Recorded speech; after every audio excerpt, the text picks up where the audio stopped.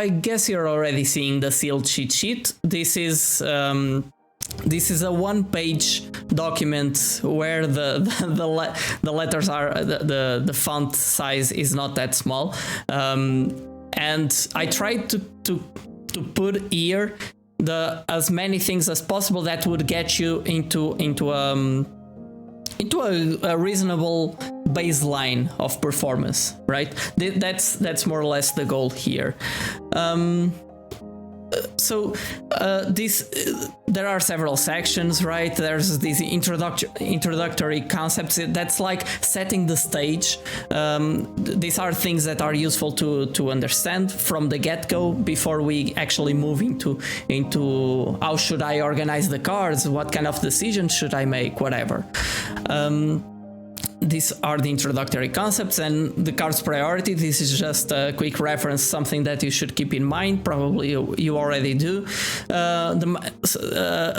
Some small discussion around mana requirements, but because sometimes it's hard to know what to do with the mana base on sealed, because it's very usual to splash a third color, if not more, if you're feeling fancy. But there are still some baseline that you should try to ensure. Then you have the card disposition. This is something that that sometimes it's critical. If you don't have the information properly disposed in front of you, it can be quite hard to know from 6 packs or 6 booster packs, right? To know what kind of stuff should prioritize and all of that, and then the procedure to actually assemble the deck. Actually, let me deck building procedure. So let us start by the introductory concepts. There are some key ingredients that one should keep in mind when doing sealed. One is, and in comparison to drafts, one is that the focus is more on raw power level, so cards that work well in many situations instead of synergy. It will be much harder for you because of two reasons, right?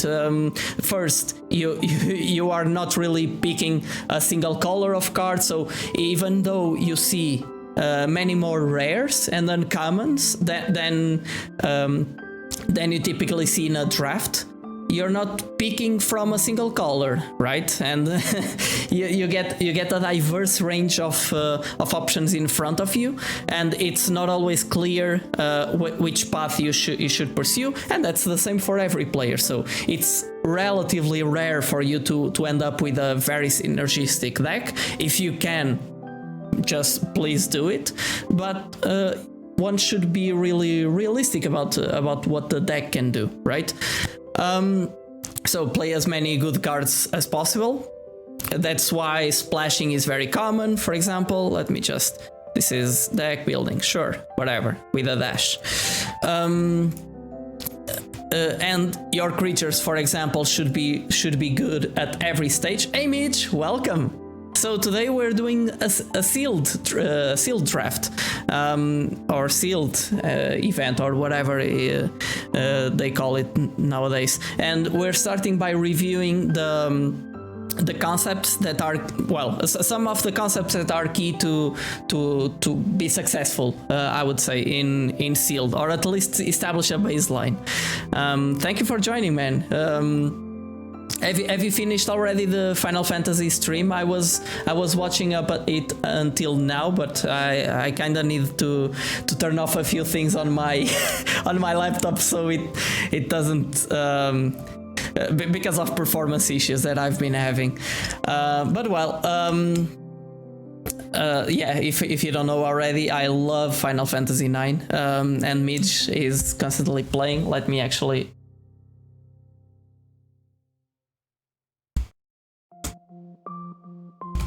Oh, and AG Magic also joined the party, since I'm already doing it. So, AG Magic, of course, Midge was last seen playing Final Fantasy IX, and AG Magic just joined us. He's also a Magic streamer. is similarly to me on a journey of self-improvement, and he has been quite a partner on this journey. It's really wonderful to see you on the stream, AG. So as promised, today we're reviewing sealed stuff. We're starting by reviewing the spreadsheet that I believe you already at least glanced on, and we'll do a sealed event. So again, creatures should be good at every stage of the game, and this is a place where quadrant theory from limited resources can become quite helpful. Oh, I don't think I agree with that, AG Magic, but thank you. But that's highly debatable, okay?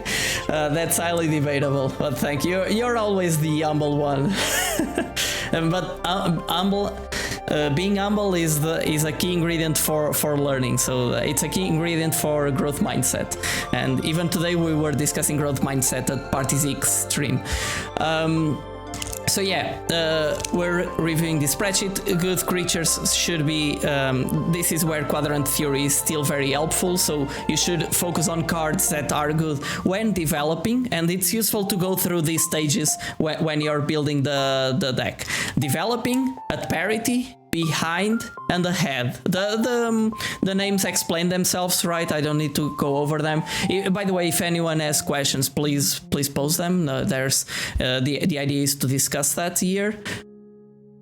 Okay, at limited maybe, but I never saw you, or I saw you once playing limited and you drafted a busted elves deck, so go figure.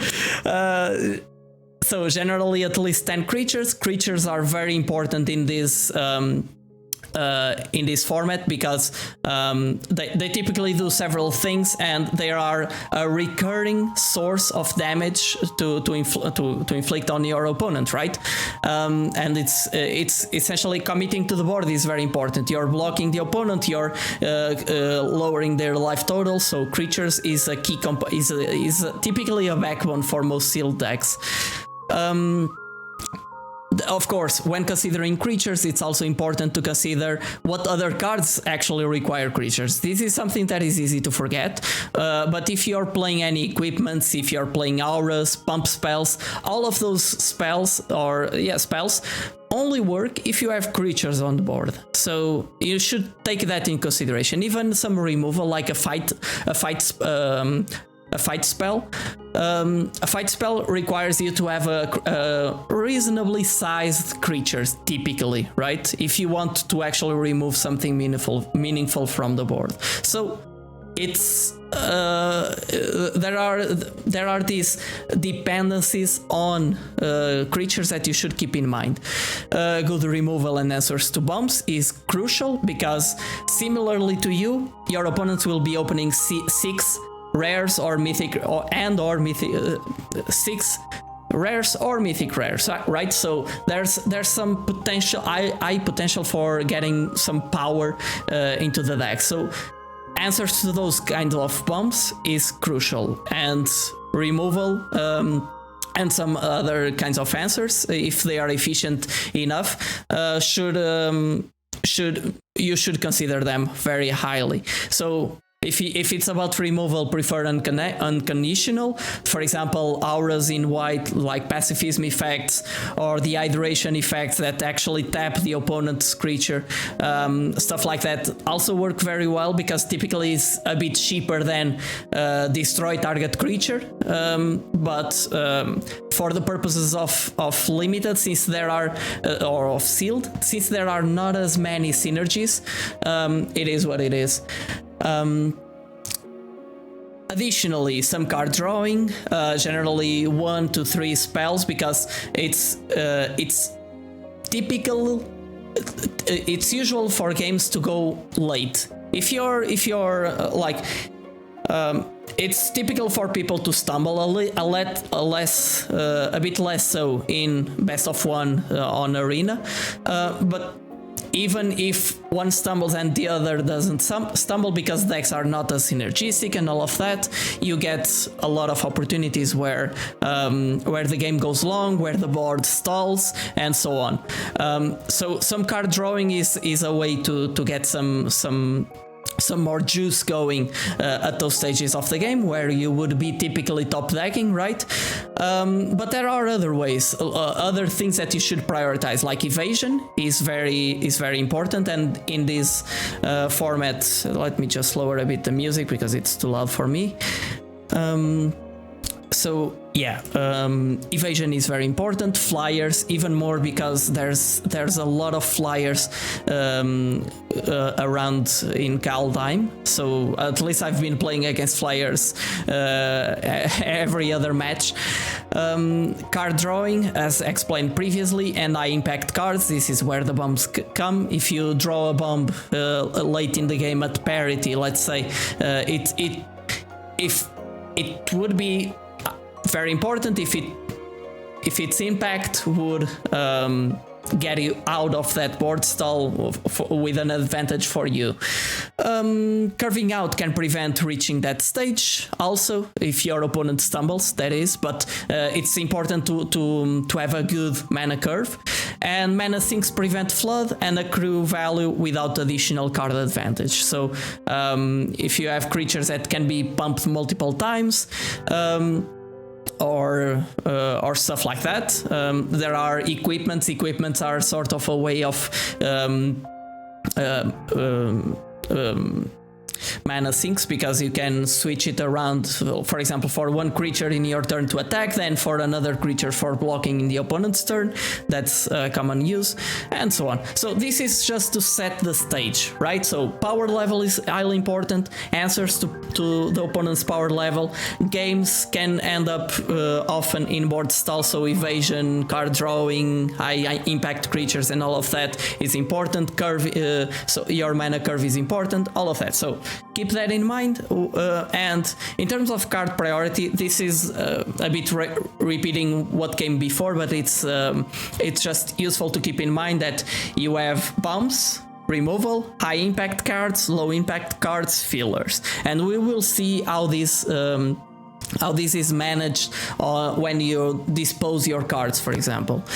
Mana require. Okay, so regarding mana, typically you'll be playing 16 to 18 lands, depending on how high your curve is. If you really depend on having your fourth land drop on turn 4, generally speaking, 17 lands is a good target. If you generally need to go a bit higher, then 18. If you're playing more of an aggro deck, mostly focused on 2 and 3 drops, then 16 might be enough, or sometimes even 15. But as a starting point, that's not something that we should be considering. Then it's also important, and this is also how I go. I check two things essentially: how many sources of mana I have for my colors, and how many lands am I playing, because both are important, right? The number of lands implies how many lands will you have access to in the early games, in the early stages of the game, how many you would draw, the probability of drawing a land, all of that, and the sources of mana that you have influence the ability of actually playing your spells, right? You want a minimum of 7 sources of mana for a base color. That is a color that is a key component of your deck. That is not a splash, essentially. So 5+ cards of that color of mana, but ideally 9, typically 8. For a light splash, 1 or 2 mono-pip cards, like let's say that I'm playing Azorius, but I want to splash green because of a bomb. It's a green that only has 1 green mana symbol on it, on its casting cost. Typically 3 sources of that color are enough. If you're playing 1 or 2, if you're playing more, maybe you're already not splashing, so you should account for that. There's a lot of people, and sometimes it makes sense. There's that play like it's essentially a 3-color deck, but they are typically playing like 6 sources of mana of each, or whatever, and you need to be careful about that. I did that in the past when I didn't know better, but it's something to consider. Now, yeah, regarding splash, of course, this is common knowledge, but preferably they should be late game cards, okay? Consider also mana dorks and land tutoring, and mana dorks and other kind of mana ramp spells that fixes your mana. 4 colors other than it requires itself, and typically they should be really cheap kinds of spells, right? If it's a ramp card that costs you 6 mana, well, by turn 6 you're probably not in a position where you can really hope to get like if you're missing planes on your Azorius deck and you've drawn like the 3 forests. If you're splashing a mana dork or that spell that fixes your mana, right, on turn 6, you might not even have the chance to arrive that stage. Then, okay, next stage is cards disposition. This is also very important because it's like looking at a dashboard with data to know what's the performance of my business, right? If the information is not provided to you in a easily digestible way, it can be quite hard to reach some conclusions. Bearded Beer Time, welcome. I'm really glad that you joined us today. Nice. So, by the way, you also play Magic. So today we're doing a limited session, as explained previously. By the way, for those that arrived in the meantime,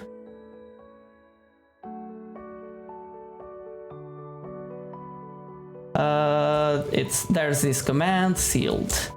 Okay, this command essentially that's a link for this document that is always up to date. This is essentially a cheat sheet for sealed.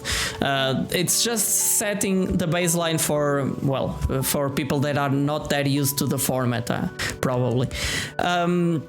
So next stage, we already discussed, so power level is very important, all of that, the requirements in terms of mana, some numbers that you should keep in mind when building your mana base. Now we will discuss the card disposition. And this is just personal preference. This is how I typically sort things out. I put and this kind of reflects the importance I give to each color, right? Or to each stage of the building a sealed deck. First, I separate out bombs and strong uncommons. Typically these are uncommons, but those strong cards, right? I typically put them on my first column, sorted by color or whatever, because it's easier to have that. Then I have a pile for removal. Typically, if the removal is too conditional, I won't exactly consider it as highly, okay? I might not consider it for that pile. Typically, I'm interested in generally efficient 2 to 6 mana or whatever. 6 mana is already a lot, but sometimes it's worth it. Removal that is sort of unconditional, or at least does like 3 damage to the opponent's creature or to their face or whatever.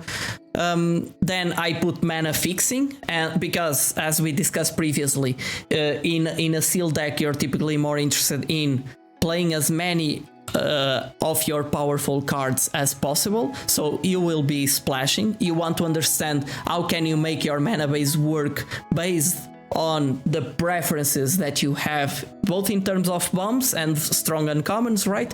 And even strong commons, if that's the case for the set, and removal, right? You will have, by looking at those first two piles, you'll have a preference of colors that you want to play, and then the mana fixing column will help you on understanding what colors should you actually consider, can you actually support, right? And mixing those two, you get with some other things, right? Of course, but we'll get to that later.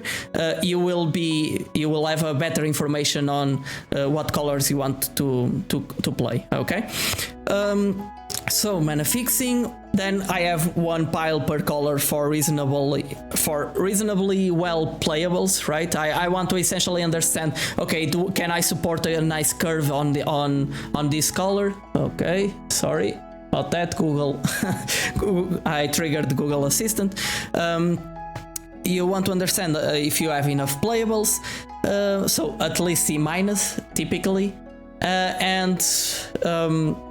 and then on Arena I leave those out, generally speaking, but on paper you can have an additional pile of colors for per color for bad cards. I typically put those below the good ones, and then colorless, of course, because those if you have strong colorless, it will be already on or very strong colorless. They will be on pile number 1, but there are always some colorless cards that you might consider to use later, right? And then we start deck building, and this is so building a sealed deck.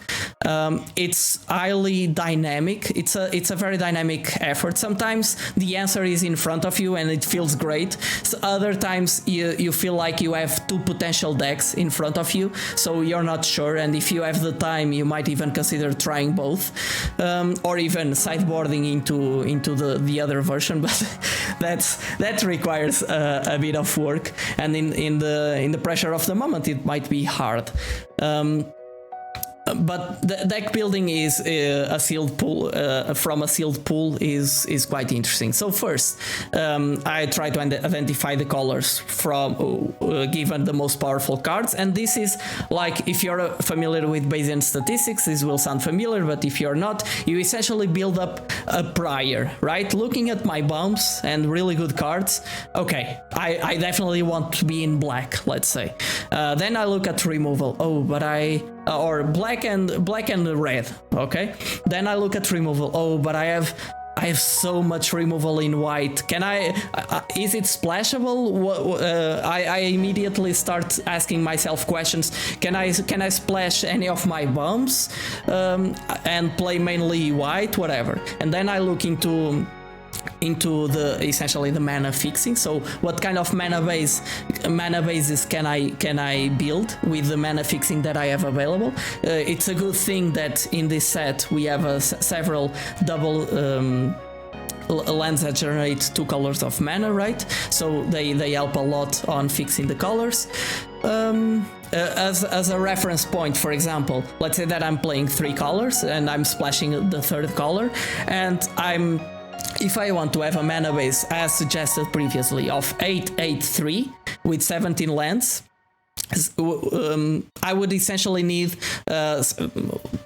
two ways of fixing my mana via double lands, and 7 basics of each. Okay, this is just something to consider, because sometimes you'll deviate in one way or in another. But regarding mana bases, it's really helpful for me if I have these numbers, and they're not that many, but if I have these numbers ingrained in my head, it's much easier, the task, right?